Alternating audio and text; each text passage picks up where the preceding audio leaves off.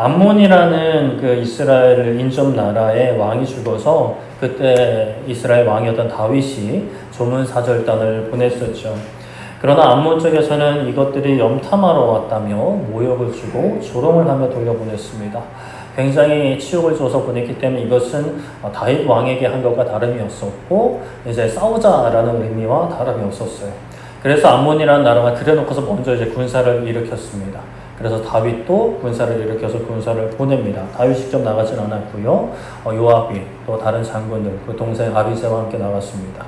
그런데 이제 이스라엘 군대가 앞뒤로 포위가 됐었죠.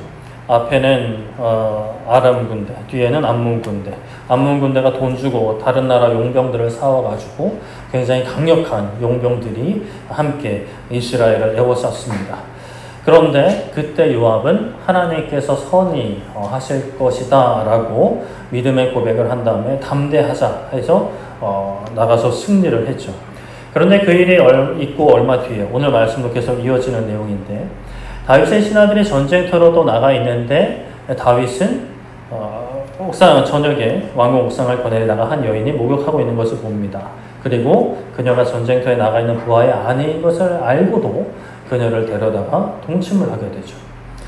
요압은 자신을 죽이려는 대적들 앞에 있었고 그들을 바라보고 있었고 다윗은 그 아름다운 여인을 바라보고 있었습니다. 평온함 가운데 아름다운 여인을 바라보고 있었죠. 우리가 그토록 바라는 평온함 그리고 뭐 아름다움도 바랄 텐데 우리가 그토록 바라는 때에 다윗은 그러한 그 상황에서 간음을 행했죠. 요압은 참 우리가 힘들고 피하고 싶은 전쟁 가운데서도 하나님을 생각했습니다. 평안함, 평온, 평화를 바라는 것은 그리스도인으로서 마땅한 바람이고 기도 제목이지만 우리는 그 마땅한 기도 제목으로 기도를 하면서 하나님의 일이 아닌 사람의 일을 생각할 수 있다 말씀을 드렸죠.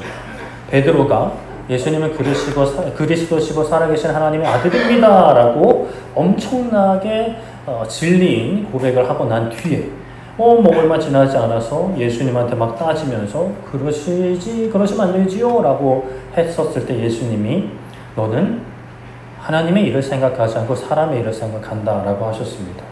우리가 이 베드로처럼 될 수 있다라고 말씀을 드렸죠. 우리는 우리의 생각이 기준을, 우리의 믿음을, 우리의 기도 제목을 계속 넓혀 나가야 한다고 말씀드렸습니다.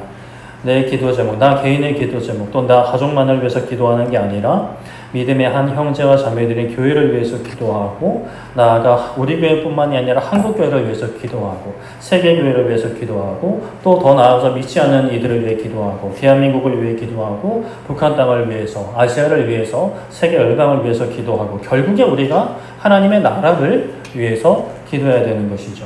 시간과 공간을 초월하여서 영원히 도래할 하나님의 나라를 위해서 기도하는 데까지 이르러야 되고 결국에는 그 하나님의 나라를 위해서 기도하는 그 기도가 나를 위한 기도, 우리 가정을 위한 기도, 교회를 위한 기도, 이 나라와 세계 열방을 위한 기도를 품게 되는 겁니다.